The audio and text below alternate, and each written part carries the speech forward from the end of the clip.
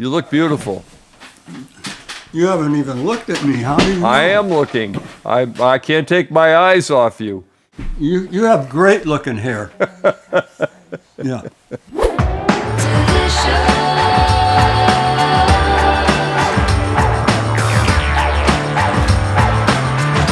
Ken, it's good to see you again. I've been wanting to do this show for a long time on Burundi. Burundi is one of those coffees that, you know, a lot of people still have not heard of it. In observing people in places where you can buy beans, I find that people are sometimes less likely to try something if they're just not familiar with the name or they don't picture it.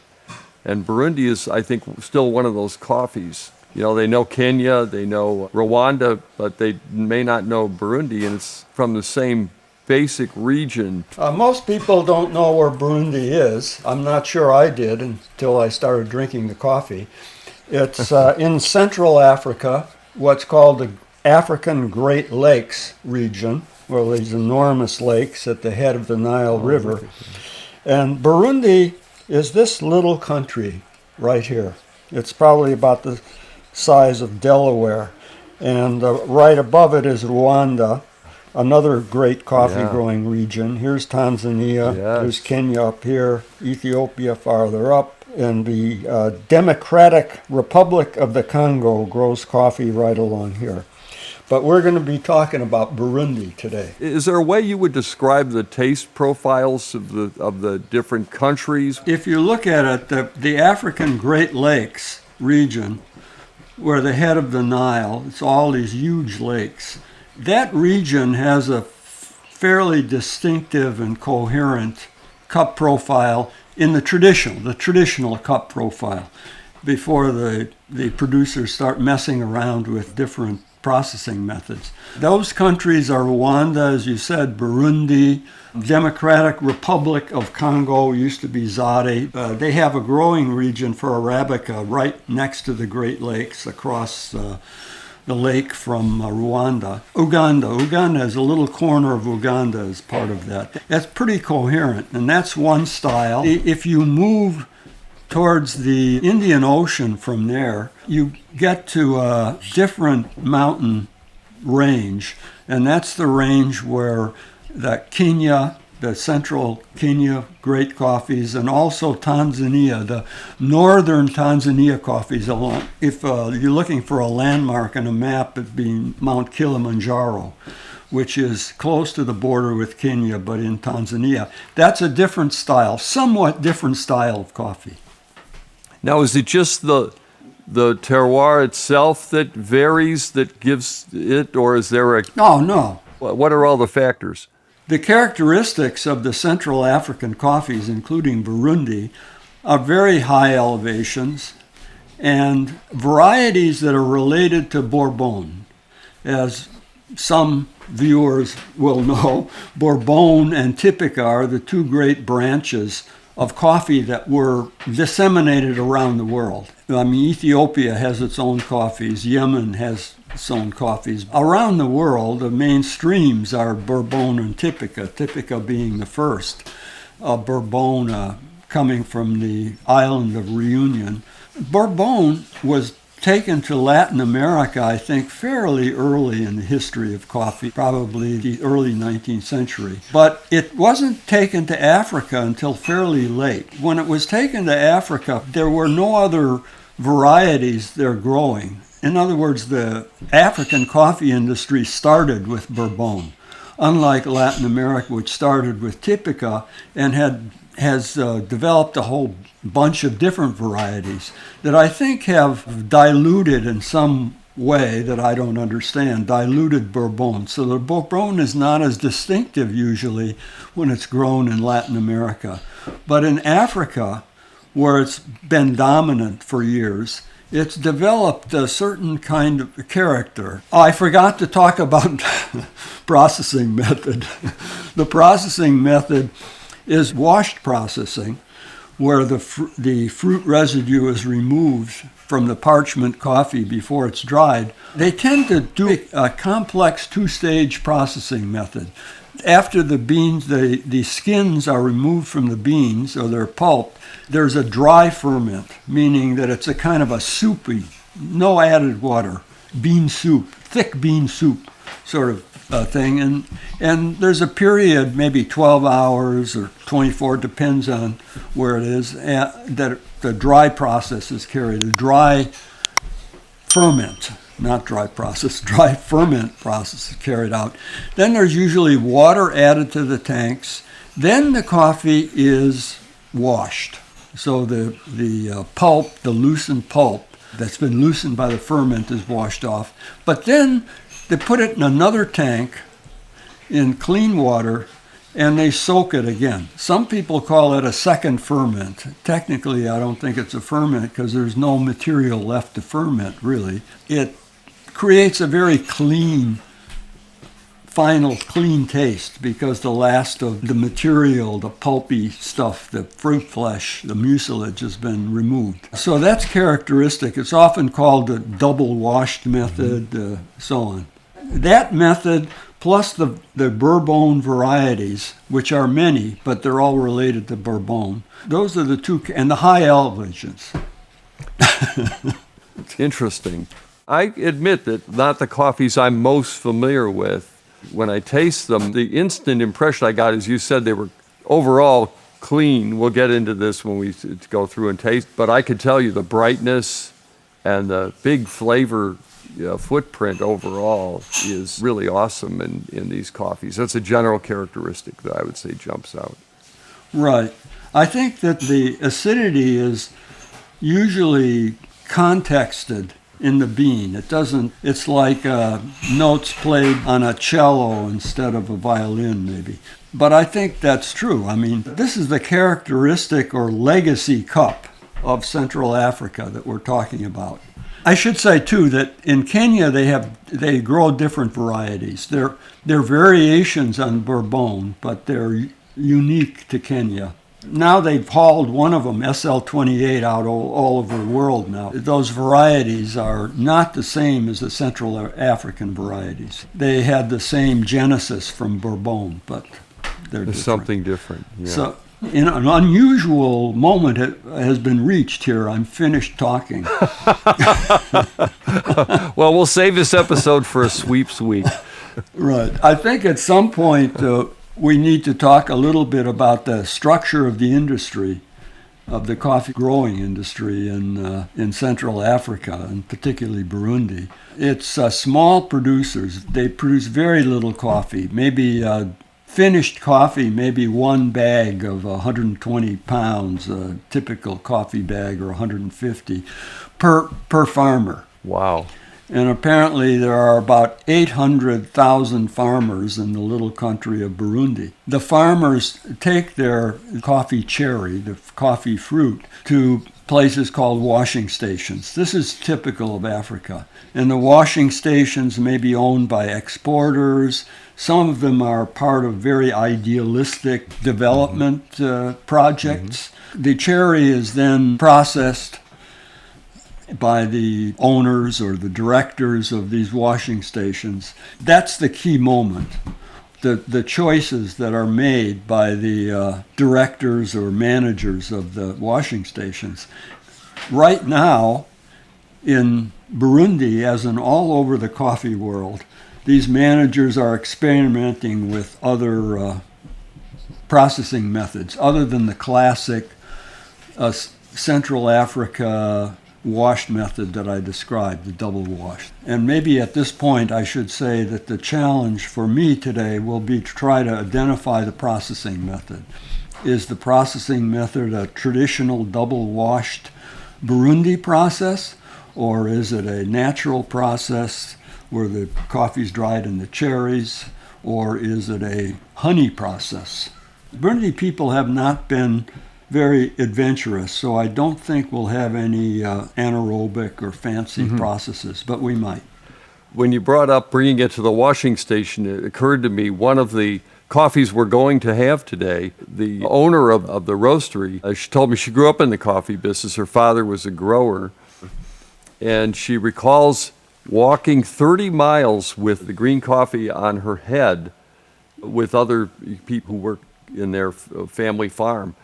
And they would walk 30 miles to take it to a washing station. And sometimes they would have to wait at the washing station 2 days for the coffee to get taken there. But they would walk there. She indicated to me she walked there in 1 day. I have to admit, I don't know how long it takes to walk 30 miles. And then they wouldn't receive their payment for 3 months.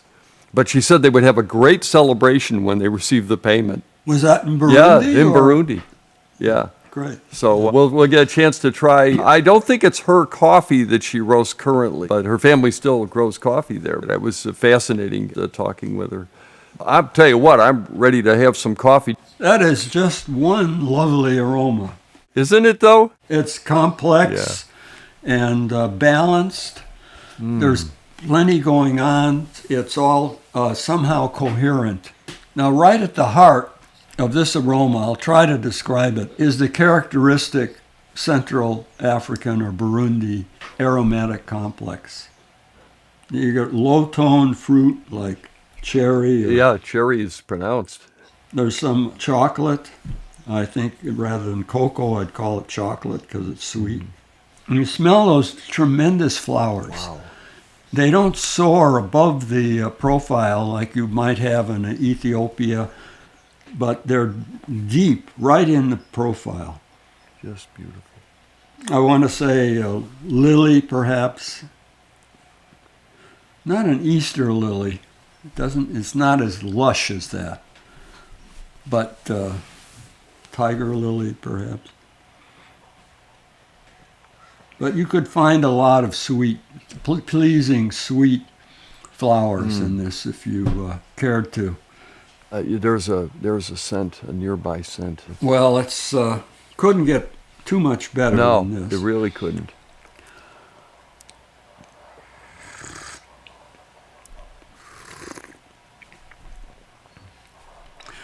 Well, here the brightness, the acidity that you spoke about really comes at you. Oh yeah, it's an awesome brightness. To my taste, it's a slightly too sharp right now. A little too. There's a little bit of astringency in it. Too much of a good thing. So I have to move past that first impact of the acidity to find all of those delicious aromatic characteristics I was talking about. It smooths out in the finish. Certainly does. How would you describe the mouthfeel? Man, it's really nice. Yeah, it's very balanced. The kind of the sensory analogy might be satin, I suppose. Not heavy, but kind of a delicate viscosity. Yeah. Very nice. Yeah. I haven't waited for it to cool like I sometimes do. Other than the astringency, it's a really nice cup. Well, that's going away already. Maybe it's just because this was my first cup of the late morning. Yeah. Late morning in California. I don't know. Well. I've had a break from coffee, so perhaps I was overly sensitive to that first hit of acidity. It's rounding out now. The cup's rounding out. Are we ready to do a disclosure or reveal? Sure, on this we coffee? can do it because there's so much to talk about it. Okay, and then this one, there we go. Neighbor's Coffee, Burundi African, wine, sweet, citrus, light, medium roast. The claim is it's a peaberry. What about the processing method? It's a washed. It's definitely a washed coffee. I had to call them to find that out. Well, if there's anybody who, around this season, any rate, and is close to a computer to order Neighbor's Coffee, Burundi, this would be just an excellent introduction to the best Burundi traditional style. It's just very, very good. Wine is a typical descriptor. I didn't.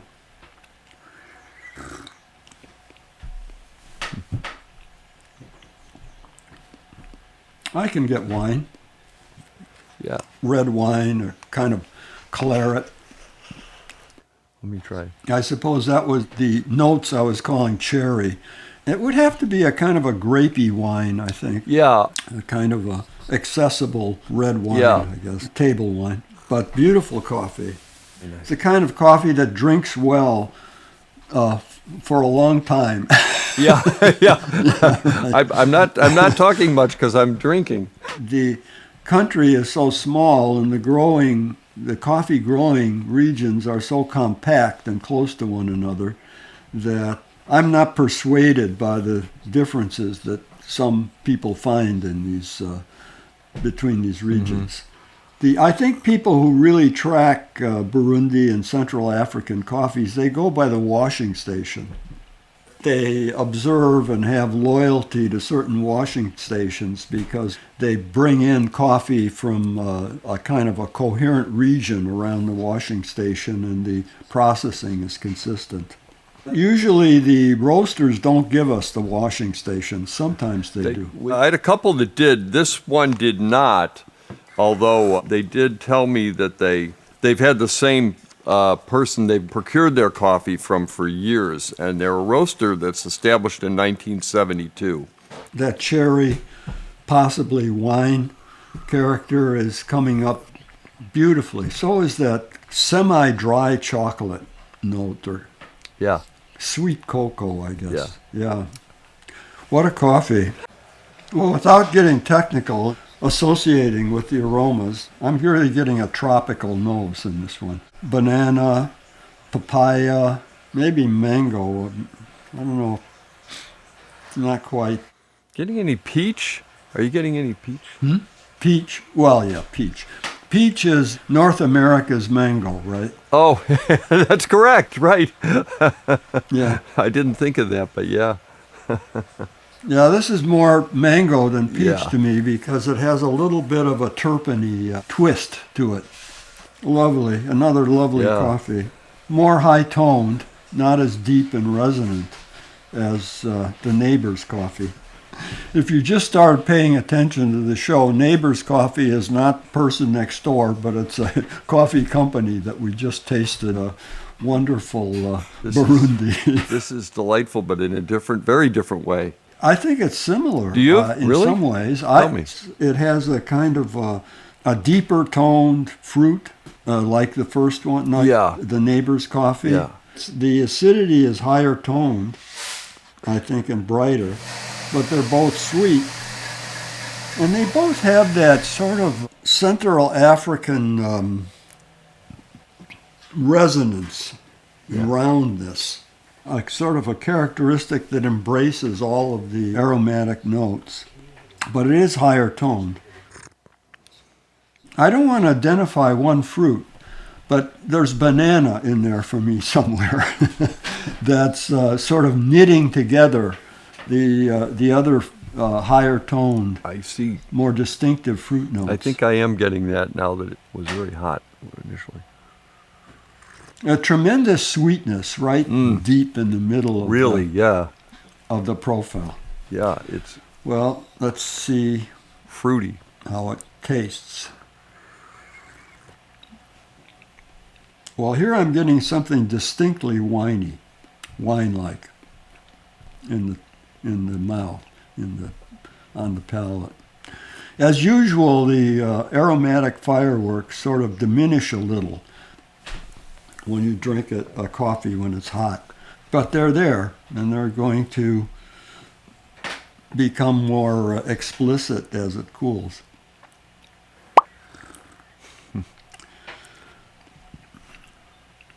I think ultimately it's a bit simpler. The aromatics are a bit simpler than the Neighbor's Yeah. coffee, the number one sample, but it's very pleasing, and I think also very characteristic of Central Africa and Burundi. A kind of a semi-sweet wine character is quite prominent. Even more so than in the other one. Oh yeah, definitely, Really? much more so. Though it's bright, there was no astringency No. in the acidity. or very little, so little that I didn't read it as astringent or react to it as so it's a very bright but cleanly bright coffee. Are we ready to reveal this baby? Let's do it. This is a Oh, by the way, I'm assuming that this is another Burundi washed process. It could be a honey. It could be a honey process. I'm pretty sure this is a washed coffee, medium dark roast. That really surprises me. I don't find a dark roast taste at all in it. Do you? I did not. No. Is this the roaster that's woman who walked 30 miles with Yes. the coffee cherry on her head? Yes. Burundi Star Coffee. Where are they located? She's in Maine. She's in Portland, Maine. Oh, what? One extreme to the other. I know. From Burundi to Maine. Yeah. Wow. And what a story she must have. oh yeah, I just very charming. Jocelyn is the owner. Okay. Burundi Burundi Nakaka. Star. What is her name? Jocelyn. Jocelyn Kamikaze, Kamikazi, and she's the daughter of a coffee farmer. And is it called Gazi Province? Yeah. Of It's in the north. Okay. North. I mean, it's a small country, but it's Well, in the, it's still a north. Big enough to have not as far north as Maine. No. But, That's probably why she moved to Maine. it's in the northwestern corner of Burundi. Yeah, she said, I joined my family business at 15 and performed various tasks, including cherry picking, weighing the day's harvest, and keeping records. I enjoyed the 30-mile walk carrying coffee on my head to the wash station to be sold the same day, lest they go bad and lose their value. We sometimes had to wait as long as 2 days in line at the wash station. After this, once the beans were washed, processed, and sold, they would not receive any payments for 3 months. Again, she said, this is not my family's coffee. It's one that's nearby. And it is a traditional Burundi washed process. It does appear to be. She does not mention that, and she didn't. Other than telling me the story of washing, and I thought I had it, but that's not. And then when she told me later, this is not my coffee, I assume it's the way. I'm pretty sure. Same. I'm Yeah. pretty sure. So somebody who wants to explore Burundi coffees has two really fine ones here. These are two characteristic Burundi coffees, characteristic Central African coffees. They're quite different, but they're different within the potential beauty of these origins, of this style of coffee. Wonderful. In Rwanda and Burundi, that part of Central Africa, there is a particular taint that comes up. It's called the potato taint, and it's caused by a little stink bug, I guess, that lays its egg in the coffee fruit. And when it's bad, this taint it's just like raw potatoes can ruin a whole pot of coffee, one bean. Somebody has to look at the bean after it's washed to tell whether it's been infected. So it's very troublesome to that region. Now, given all of that, I taste something like the potato taste in some coffees, but not so strongly that it's an outright gag taint. But I'm getting the potato note. You are. I'm on my own on this because most people say it's either clean or it's overwhelmingly potatoey. But I find many cups from Central Africa, from Rwanda or Burundi. Yeah. I call it a starchy note. Okay, I know. And I'm getting that here. I regret to say. I mean, there's a good sweetness, there's other aromatic notes, but I find this starchy, I don't know if you've ever smelled or tasted a Hawaiian root vegetable called taro. I lived in Hawaii for a while, and we used to eat taro sliced and fried for breakfast, but I don't think it's a common descriptor. But it's like a root vegetable, and I find it quite distracting. It's in yours. Yeah. It's not likely to be a mine, though. No, it is. It is. It is. Well, that's true. It could because you have a different bag. Right. But, Yeah, right. wow. Well, how about now you're on? You're on the spot. You have to do all this describing. I know. I'm because going to you try. have a cleaner cup. I'll do my best. Hold on. This is suddenly we've lost our sweeps week position. I'll tune in next time. There's got to be a CNN clip or something I can watch. I don't need to watch this guy. All right, let's try it.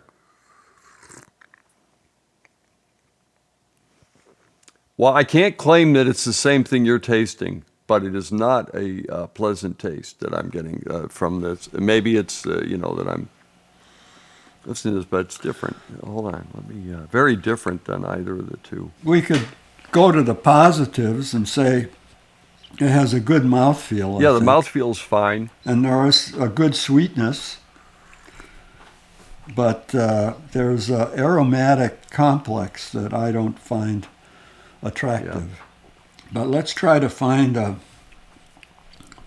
fruit with positive associations we can associate with that. Yeah.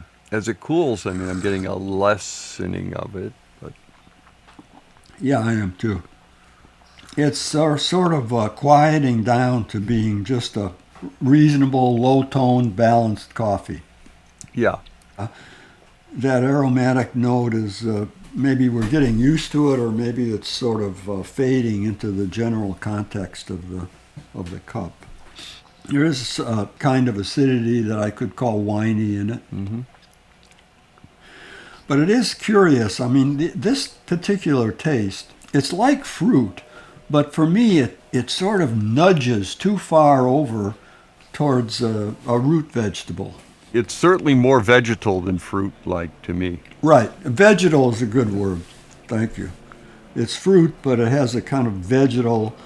If you could find the molecules that carrots and potatoes have in common and isolate them, you might get something like what I'm tasting. Yeah, I've got carrots. Yeah. A kind of an essence of root vegetable. Yeah. Now, once you mention carrots, it actually reminds me of carrots. I have a lot more experience eating. I have a lot more experience with raw carrot. Now I'm getting like a beet. Beet.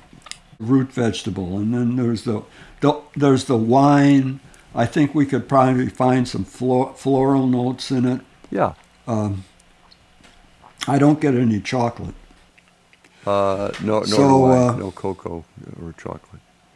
I'm afraid we're going to have to get the particulars on this coffee. This is Red Eye, and I will say, I have a nice conversation with the roaster company too that I like because they do some good things with they're a not-for-profit, have a good mission. Is this a natural? I think it is, but hang on a second. I see natural. Well, here's what my notes say. Natural tasting notes, but that could mean anything. I get that. Black tea, honey, and peach. Let's see. And then my notes are, it comes to us from Murambi washing station named after the town it resides in. Murambi Hill from the Gazi Rukko zone of Burundi. Washing station has an altitude of 1867 MASI, one of the highest of all Burundi. Well, that's a good sign, but the washed lot, here we are, is fermented in water for 24 hours and then dried for 12 days on raised beds before being exported. Kevin, somebody who has a persistence of investigating cup profiles. We have three wonderful examples here. Two styles of superb Burundi Central African coffees, and one that shows some of the downside of the profile. Because this is a characteristic profile of Burundis and Rwandas that are not quite at the top of the taste pyramid for the style. Okay. Well, that's one reason we try a variety of coffees. I find the word natural sometimes confusing on packaging. Is it that it's overused? No, it's a very confusing word, obviously. Yeah. It's sort of like all coffee is natural. Yeah, it's one of our most natural products that we consume, really. Has no additives. Correct. Comes to us just straight from the tree through a series of very coherent processes. Nothing's added to it. So in a sense, coffee is superbly natural no matter what style it's processed in. Yeah, but let me digress briefly on the history of application of natural to coffees that have been dried in the whole fruit. Coffees in the mid-20th century, there was no specialty industry, and coffee was really dominated completely by commercial categories, grading categories. Coffees that were dried in the whole fruit, as opposed to washed, were called unwashed. So you had washed and unwashed. The logic there in part was that what we now call naturals, which are dried in the fruit, were usually poorer quality. In other words, the good coffee would be washed, and the poor quality coffees would be unwashed. The washing stations at the time would take in sound coffee to wash and would reject the other coffee, and the farmers would just lay it out in the dirt and dry it and sell it as a lower quality. And the Brazilians, of course, did a very nice natural. That was the two good naturals back in those days were the best Brazils and Yemen coffees, and also Harar coffees from Ethiopia, from northern Ethiopia. Those were the exceptions. All the other naturals, or unwashed as they were called, were pretty bad. The Brazilians got really sick of this unwashed business, so they came up with the term natural. Mm-hmm. They really sold, I think, the coffee world on naturals. Or also used to be called, in a neutral way, dry processed. Wet processed was washed, dry processed not. That was better, a little neutral. But it's a marketing term, I believe, that the Brazilians managed to sell the coffee world on. I want to say I think that is a brilliant thing to do, because the term unwashed is probably, it's just got all sorts of problems. I think so, yeah. Right. And dry process is okay, I guess, but it's kind of neutral, doesn't really sell. But it's definitely caused confusion. As someone who's going around and looking for these coffees for us to taste, you know, I want to sort of, I think I've mentioned to you, I want to split it between naturals, so-called, and washed. Right. That's the way I've separated them, but the fact is I'm running into the word natural, and they're not what I thought they were. Yeah. When I say, I had 4 or 5 cups of coffee today, when they say, did you go to work today? Yeah. Pour number 4.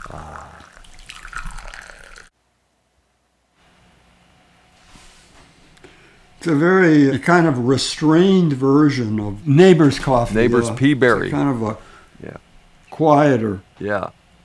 It has the characteristic, doesn't it? And it's very clean. It's a very coherent, sweet, with what we call stone fruit when we can't figure out what fruit it is. Stone fruit. Some beautiful flowers, sweet flowers. Jasmine, star jasmine. If I dig down, I get a little cocoa. Actually, pretty prominent cocoa. I would say the cocoa's coming through. It's not as intense as the Neighbor's, the number 1. Has all of the characteristics. Kind of low-toned, resonant. Pretty nice. Not showy. Not immediately arresting, but quite nice. Little bit of astringency that lingers into the finish, but not distracting. What's your take? Yeah, it's a subtler take on the first 2. Yeah, it is. I'm getting a little honey, I think. Am I? Honey is a interesting descriptor, and A good one. Very good. I could even call it clover honey. Yeah, it's That would be a way of describing the floral notes. Kind of a sweet floral notes contexted in the honey sensation. I think the one possible flaw I see in this coffee is that the astringency carries into the finish. interesting. Yeah, there is something that doesn't go away. Yeah, it's, Right. it's fun. Sometimes, as we've often observed, when the coffee is hot, exaggerates any kind of astringent or excessive drying, and then that sensation tends to diminish as the cup cools, or it diminishes in the finish. Yeah. But here it carries through. It could be that the difference between this coffee and the two more successful cups, somewhat more successful, so it could be that the beans were a little faded. Yeah, From the is roast. this the In idea other that words, it's is it older? Ken? Yeah. This is an. If they I have see. roasted on dates on the packages. Maybe not, huh? I thought. Well, at I any thought they rate, that did. would be one thought they possibility, did, that yeah. it faded a little bit since it's not at its peak after the roast. I see what you're saying. For whatever reason, it's very nice, Yeah, quietly complete, has all the characteristics of the type, of the style. And again, I think it's a traditional Burundi washed. Could be a honey, I suppose. Let me see. It's possible could be a honey process rather than a Burundi washed. I guess we'll see. Now the finish is smoothing out, staying kind of rich, sweet, but losing that drying edge. Maybe I'm just the coffee is taking over and drinking me into submission.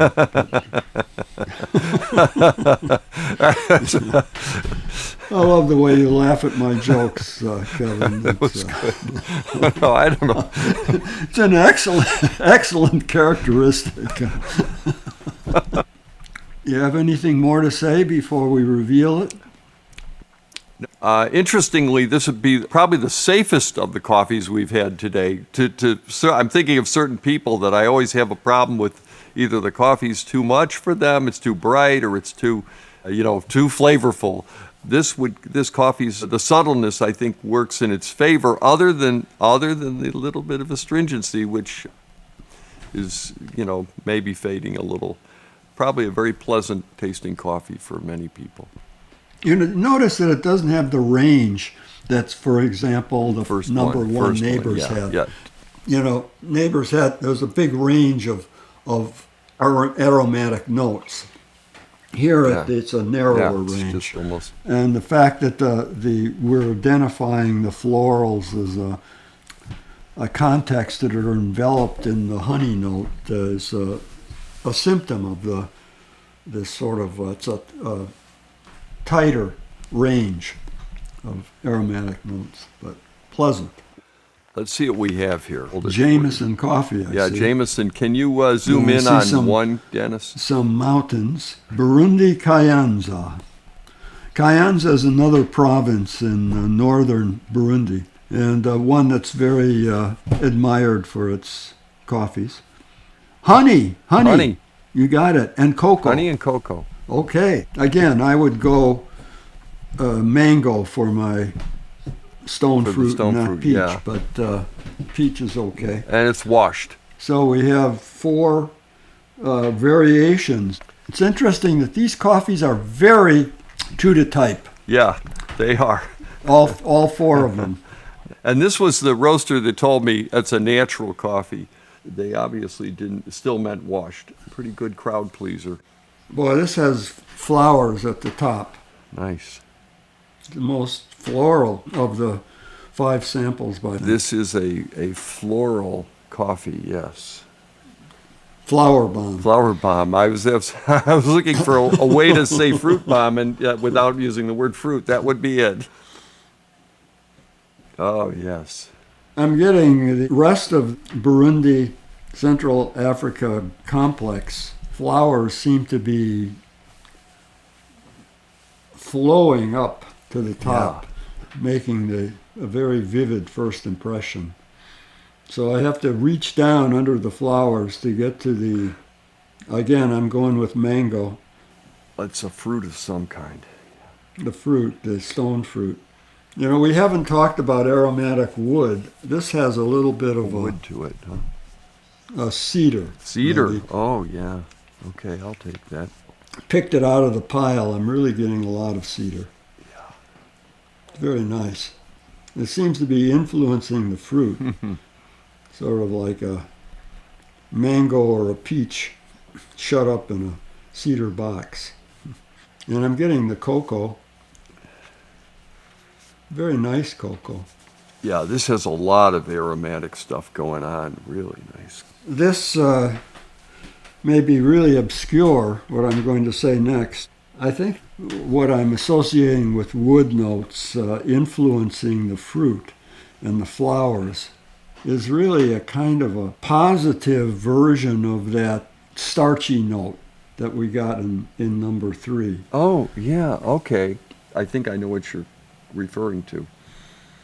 But it is positive in this. Boy, there's a really fine fruit in this one, isn't it? Now the floral impression is sort of giving way to a fruit, to a lovely fruit.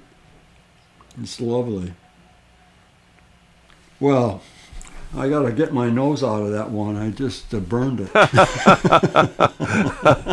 Too much of a good thing.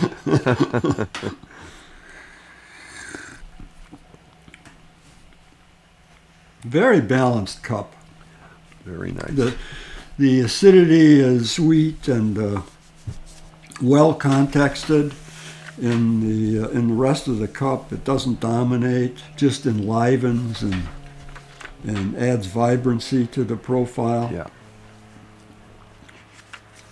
Very nice. A nice resonant bottom to the acidity. The aromatic notes are rather tightly related and layered, but they're very pleasing. Get a little starchiness maybe in the long finish. Maybe right on the roof of my mouth I've got a little. But wow, I mean, yeah, another crowd pleaser, if I may say so. Maybe we should reveal this one before Let's do it. Yeah. Coffee Labs. Burundi Giku 3. Oh, anaerobic honey. Yes. You got one. We finally got a dry. One zinger yes, here. we have one. Macadamia nut, baker's chocolate, and dried apricot. Yeah. I think those are good descriptors, Yeah. actually. First year of naturally processed microlots from Giku Hill. Yeah. Well, now it says natural process in the fine print. Yeah. They're contradicting. They're saying it's natural. Now, Yeah, that's what made me ask that question. well, today, most of these anaerobics are anaerobic naturals. What they're doing is they're taking the whole fruit and fermenting it in anaerobic tanks and then putting it out to dry. So the fruit is never removed, so it never becomes washed or honey. The problem here, it says honey process. I suspect what was done here, often they ferment it twice. They'll ferment it in the whole cherry, and then they'll remove the skins and ferment it a second time. Or only one of those might be anaerobic and the other might be aerobic with open air tanks. Some combination like that. So that's the reason perhaps for the apparent contradiction in the language. A lot going on in the processing, but what I'm getting in the cup really is just a very nice Central Africa Burundi. This fifth coffee seems to almost argue for some mysterious Burundi Central African determinant that we don't know about. It resembles the other two. I know. It's not as different. Even though in theory, in coffee theory, the difference in processing method should make more of a difference than it apparently does. I suppose that we're dealing with the similar varieties. The Bourbon varieties have different names. They're all fairly closely related genetically, apparently. There's Jackson, Mirbizi, 2 or 3 others. I don't know if you can speak of sub-varieties, but which of these 3 do you like the best, Kevin? Well, let me say I'm surprised at number 5 because typically I have not enjoyed every anaerobic as much as people around me have. I don't know, I don't always prefer it. And this one I really like, so this is a surprise to me. The curious thing is, of the 3 with the least distinctive character. Mm-hmm. Yeah, it seems the most comfortable cup. It surprises me. That doesn't insist on itself. I'm really noticing how number 2, the Star, it's retained. It's a very bright, acidity-forward cup. Yeah, and mine is absolutely room temperature, so it's not 72 degrees, so it's... Yeah, it's almost too much, more than I care for, whereas on the other, the Neighbor's number 1, boy, that's a big, deep, full cup. Yeah, it's really a surprise to me, because it came from the roasters that did the least marketing on their bag. I mean, there's nothing... I'm getting a little hint of rubber in the cup. On one? Yeah. It's not an unpleasant rubber. Smelling a fresh tire can be very pleasant. Yes. Particularly if you like your automobile or your bicycle, it's a pleasant aroma. But I'm sort of liking number 5, the anaerobic, probably the best now of those 3 finalists. Interesting continuity in cup. There are variations, all variations.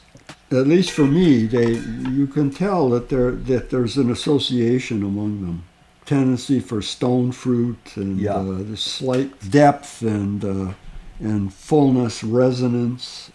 Cocoa and florals, and the flowers are not particularly high tone. They're low toned flowers. A good showing for Burundi, I'd say. Very good showing. We didn't get any natural processes or honey processes. A good coherence. Nice range of variation on a theme. Yeah. Which must be associated with the combination of high growing elevation and tree variety, related tree varieties. I don't know. Do we want to go through our rating business? For me, it's going to be fairly easy. My number 1 would be the Neighbors. This had an it just did. And this, not the most flavorful, and then to me, and then I would think it would be okay. I mean, I think someone would be okay with it. Right, it is an okay coffee. It's a nice, quiet, balanced coffee. This is really an outstanding coffee. Certainly the best anaerobic I think I've had. I really did enjoy it. So I'm kind of conflicted again between these 2. This was outstanding when I first tried it, and I did get, when it completely cooled, I still got that maybe excessive brightness. And then, I would say the Neighbors probably would have been first for me, and it's really surprised me. It tasted like an old, fine coffee. By the way, any of these 3, I would absolutely, probably even this one, I would have no problem serving to anyone. They would really enjoy the overall taste of the Burundi. Aside from the one that has a slightly off taste, the red eye, the others are all fine variations on a theme. I have no problem with any of them, including the Jamison. I think it's a nice, quiet, agreeable cup. But it's characteristic. It has Burundi, Central Africa character. Mm-hmm. Yeah. It's retained the floral notes. I think that's where I'm at. I'm a kind of easygoing fellow here. I have 4 candidates, and any one of them would please me. These are good coffees. So I think this is a tribute to Burundi as very tiny but very distinctive coffee origin. a good choice. A good choice for consumers, particularly now because for the last month or two, we've been in a very good time for Burundis and other Central Africas. From the roaster, they're at their peak now. Obviously, I think everybody should know between when the harvest happens and when the coffee is finally processed and after it's transported to the roasters determine their best profile, and it finally reaches the consumers probably several months after the harvest. Please like and subscribe if you want to see more shows like this.